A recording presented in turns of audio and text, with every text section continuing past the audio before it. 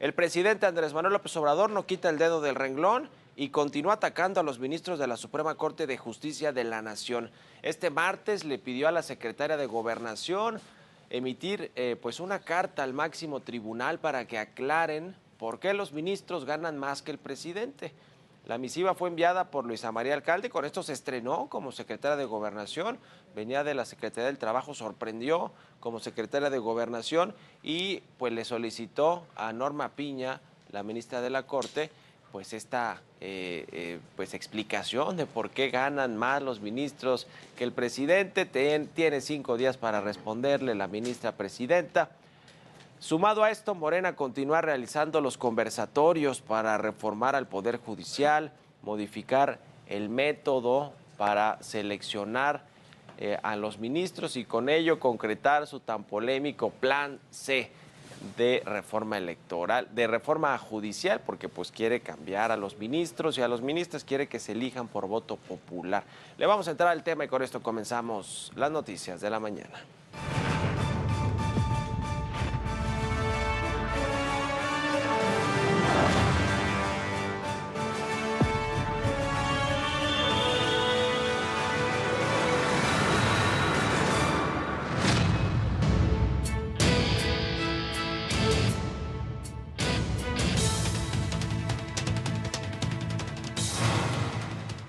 Yo voy, les informo, a presentar a través de la Secretaría de Gobernación, que tiene las facultades, un escrito dirigido a la Suprema Corte de Justicia para que me respondan en el término establecido por este ordenamiento. ¿Por qué ellos violan la Constitución? En especial, ¿por qué violan el artículo 127 de la Constitución, que establece que nadie debe ganar más que el presidente de la República? Y ellos ganan 4 o 5 veces más que lo que yo gano. Bueno, fue así como este martes el presidente López Obrador le instruyó, ya le decía a la secretaria de Gobernación, Luisa María Alcalde, enviar un escrito a la Suprema Corte de Justicia de la Nación para que los ministros y las ministras expliquen por qué perciben sueldos de hasta 600,000 pesos mensuales, incluido las prestaciones, es decir, toda la percepción que tiene un ministro, aunque también pues habría que hacerle la cuenta así al presidente López Obrador, porque no es solo lo que percibe el sueldo real, digamos, bruto o neto del presidente, sino pues todo lo que tiene a su disposición como titular del Ejecutivo, que está muy bien, pero que si se debería contabilizar en todos los gastos, los vuelos, los cocineros, los ayudantes, etcétera, etcétera, probablemente ande por allí también el sueldo del presidente del observador, o digamos, la percepción de los gastos que genera el presidente. Horas más tarde, Luisa María Alcalde, titular de la Secretaría de Gobernación, le solicitó ya formalmente a la Corte este informe sobre el cumplimiento al artículo 127 constitucional que prohíbe recibir mayor remuneración que el presidente, que titular del Ejecutivo, por lo que el máximo Tribunal de Justicia del país tiene un plazo máximo de 5 días para contestar este documento. Pero de acuerdo con el último tabulador de sueldos publicados en el Diario Oficial de la Federación, los ministros no ganan 600,000 pesos mensuales, como lo dijo este martes el presidente López Obrador. A la fecha, cada uno de los 11 ministros y ministras reciben un sueldo mensual neto de 206,948 pesos libres de impuestos. Ese es el sueldo real. Ahora, hay prestaciones, sin lugar a dudas, y son doradas, eso no cabe duda. Son grandes prestaciones para los ministros y las ministras y para otros magistrados, jueces, la cúpula del Poder Judicial, pero también las tiene el presidente y las tienen los secretarios de Estado y los principales integrantes de su gabinete. Yo creo que pues eso también se debe de contabilizar, pero aquí es un asunto de guerra, de enfrentamiento político que tiene otros fines más que solamente exhibir los lujos o cómo viven de bien los integrantes del Poder Judicial de la Federación, sobre todo, le decía, la cúpula de este poder. Por su parte, Ignacio Mier, coordinador del grupo parlamentario de Morena, celebró la decisión del presidente, pidió acabar con los lujos y excesos del Poder Judicial de la Federación. El diputado de Morena aprovechó el momento para pedirle a los ministros que envíen un proyecto austero para el próximo año, así lo dijo Ignacio Mier. Yo todavía creo en la buena voluntad de quienes tienen la responsabilidad de dirigir los organismos constitucionalmente autónomos y el Poder Judicial, y que ellos mismos, sin necesidad de que uno tenga que hacer aquí ajustes, ellos ya lo envíen, un presupuesto austero, un presupuesto que sea afín a la realidad de México. Y por ejemplo, hablando de lujos y de cómo viven bien también los de Morena, y no tiene nada de malo porque para eso ganan su dinero, ayer una diputada federal del PAN balconeó o exhibió a Ignacio Mier junto con el auditor superior de la Federación, David Colmenares, comiendo en un restaurante de Polanco, en uno de los mejores restaurantes de Polanco, departiendo a unos días de que se va a entregar el informe de la cuenta pública 2022 por parte de la Auditoría Superior de la Federación. Eso, además de un posible conflicto de interés por la relación que tienen, incluso con los hermanos que trabajan, el hermano de Ignacio Mier en la auditoría, en fin, muchas cosas por el estilo. Pues ahí vemos que también se la viven bien los de Morena, con una amplia relación y estrecha con el Auditor Superior de la Federación. Conflicto de intereses debería hacerlo porque para eso están las instancias de la Cámara de Diputados, para hablar cosas que tengan que ver con el presupuesto, no de partir ahí con whisky y tequila. Pero bueno, los balconeó una diputada federal ayer en el Prendes de Polanco. Por cierto, este mismo martes se realizó la cuarta mesa del conversatorio para reformar al Poder Judicial de la Federación, donde se insistió en cambiar el método para seleccionar a los ministros de la Corte. Veamos. Jueces, académicos y abogados se pronunciaron por reformar al Poder Judicial y modificar el método para seleccionar a los ministros de la Suprema Corte de Justicia de la Nación. Yo sí soy de la idea de que sí se pueden elegir los ministros de la Suprema Corte por voto popular, por supuesto, y que es un mito ese que dice que en las democracias constitucionales los integrantes de los poderes judiciales no pueden ser electos por voto popular porque se afecta la imparcialidad, el profesionalismo, la recta impartición de la justicia, porque la justicia se pondría al servicio de los que eligen a los impartidores de la justicia. En fin, una serie de argumentos que no tienen ningún sustento serio desde el punto de vista filosófico, politológico o constitucional.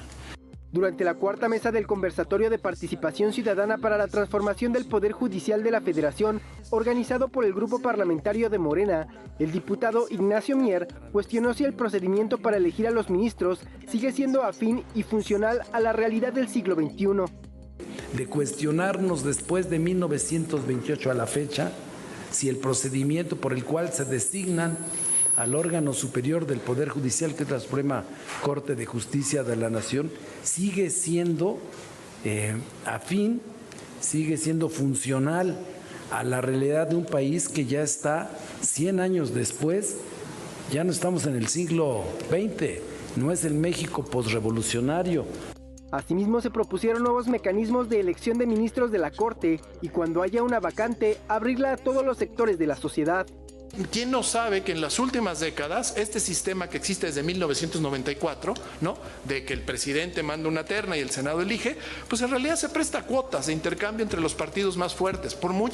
varias décadas o administraciones así funcionó. Y cuando además hay un partido predominante en el Congreso, pues la verdad es prácticamente una designación directa disfrazada. Cuando hay una vacante, abrirlo a todos los sectores sociales o a los más representativos para que presenten candidaturas. Esa es una forma democrática de presentación, no que la tenga ni un personaje ni un cargo, abierto a la sociedad, a las organizaciones, incluso a cierto número de firmas ciudadanas, a la academia, a los cuerpos de abogados, a las fiscalías que presenten a candidatos para que haya una representación vasta. El diputado Hamlet García, integrante de la Comisión de Puntos Constitucionales, refirió que las exposiciones que se han dado durante los conversatorios han desbordado el planteamiento inicial sobre la pertinencia o no de elegir democráticamente por voto popular a las y los ministros de la Corte. Un parteaguas que es el legado que deja esta 65ª legislatura a la nación, demostrar que sí se pueden designar a estos perfiles a través de este método. Y aquí sobre todo, pues resaltar el valor de la propuesta, del ejercicio que corrió a cargo de mi coordinador parlamentario, Ignacio Mier, quien presentó en la Junta de Coordinación Política esta salida, esta alternativa, que sirve para resolver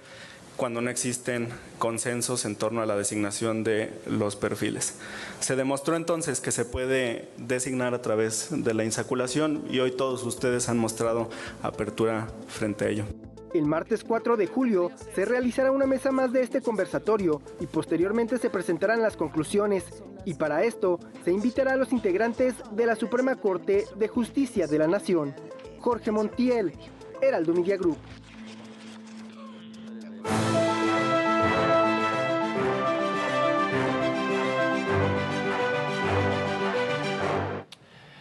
La guerra contra el Poder Judicial de la Federación, del Ejecutivo Federal, del presidente López Obrador y de Morena, porque en esta guerra participarán los legisladores de Morena, tanto los que están en activo como los que vendrán en la nueva legislatura a partir de septiembre del próximo año,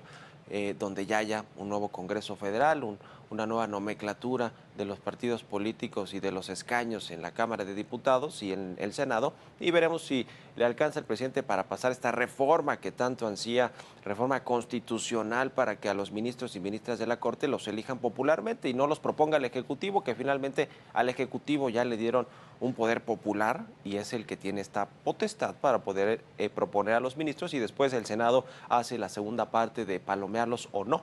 Es decir, finalmente pues llegan de alguna manera de forma popular, porque quienes los proponen son representantes populares que llegaron por el voto. En fin, aquí es un tema de ataque porque los ministros y ministras de la Corte no han pasado, o más bien le han dado reveses a las reformas que impulsó Morena y el presidente, el plan B de reforma electoral, el cambio de la Guardia Nacional con su mando militar en lugar de mando civil, en fin, por poner algunos ejemplos. También el presidente ha criticado una y otra vez a los jueces y juezas que supuestamente son benevolentes con criminales, con los conservadores, con los corruptos del pasado. En fin, todo este caldo de cultivo le sirve mucho al presidente López Obrador y a su movimiento, pues para hacer una bandera de los privilegios, de la corrupción que hay en el Poder Judicial, que ciertamente existen los dos, los privilegios y la corrupción, pero aquí parece un tema que va más allá de eso, va más allá de un tema eminentemente de presupuestos o de corrupción, sino un tema ideológico y político de bandera para el 2024. Vamos a ver qué sucede. Lo que seguramente va a pasar, veremos qué sucede en términos, digamos, ya conclusivos en este asunto, en esta guerra, en esta batalla, pero lo que sí va a pasar es que el presidente va a querer quitarle los fideicomisos que tiene el Poder Judicial, que están por ahí de los 21,000 millones de pesos, que son estos guardaditos que se han hecho durante mucho tiempo, y el presidente está buscando la forma de extinguirlos. ¿Se acuerda? En el 2020 que se extinguieron 109 fondos y fideicomisos públicos que pasaron a manos de la Tesorería de la Federación y que no sabemos en realidad cómo se han gastado, cómo se han ejecutado esos recursos multimillonarios. Pues algo así quieren hacer con los fondos y fideicomisos del Poder Judicial de la Federación, y vendrá seguramente un tijeretazo o un machetazo, que es lo que se está anticipando, al presupuesto de todo el Poder Judicial el próximo año, que es de más o menos 80,000 millones de pesos. Veremos cuánto le quitan, argumentando que gastan mucho los integrantes del Poder Judicial, sobre todo, le decía, estas cúpulas, los ministros, las ministras, los magistrados, las jueces y juezas que hay en el país. Veremos, es una guerra que no creo que le favorezca, eso sí, al país ni a la justicia, porque pues imagínense, si así se corrompen los jueces con tantos privilegios que tienen, pues con menos privilegios, con menos dinero, probablemente más corrupción, ¿no? En fin, es todo un asunto muy delicado. Lo que sin duda alguna estamos viendo es un enfrentamiento frontal, una guerra entre el Ejecutivo, entre la 4T, todo el movimiento que encabeza el presidente López Obrador, y la Corte encabezada por Norma Piña, y el Poder Judicial también, porque también es presidenta Norma Piña del Consejo de la Judicatura Federal, donde están los magistrados y donde están los jueces. Veremos qué pasa. Vámonos a un resumen.